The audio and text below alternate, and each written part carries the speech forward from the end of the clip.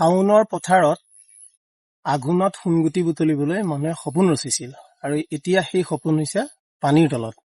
কাৰণ আজি কেইবাবছৰো হ'ল এনেকে ধাৰাসাৰ বৰষুণ দিয়ে, কিন্তু এই বছৰ দুদিন বৰষুণত গোটেই পথাৰ এতিয়া প্ৰলয়ংকাৰী পানী। আৰু সেই পানীৰ তলত আজি আমাৰ যি ধান খেতি সেই পানীৰ তলত।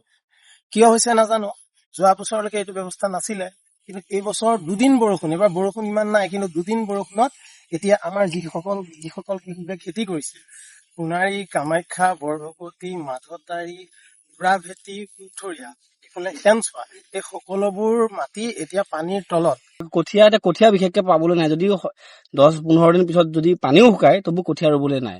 বৰষুণ দিলেও আকৌ পানী হ'ব ইয়াত। এতিয়া আজি যথেষ্টখিনি আকৌ বাঢ়িলে ৰাতিপুৱা বৰষুণ দিওঁতেই। এতিয়া আজি 4 আঙুল মান বাঢ়িছে। কালিতো এইটো আলি নেদেখা হৈ আছিলে। এইটো আপোনাৰ যিটো পাট দলঙৰ বুলি জেগা এখন আছে শান্তিপুৰ, আৰু পঞ্চায়তৰ অফিচৰ ওচৰত এটা কালভাৰ আছে।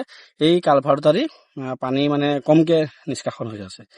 তাৰ ফলতে পানীটো ওলাই যাব পৰা নাই। তাৰ উপৰিও এতিয়া আমি নাজানো কিমান দূৰলৈকে, বহুতে কয় যে দলনিত যিসকল ফিচাৰী খুলিছে, ফিচাৰী ভেটা পাও বহুত পানী হেৰি হৈছে বুলি কৈছে।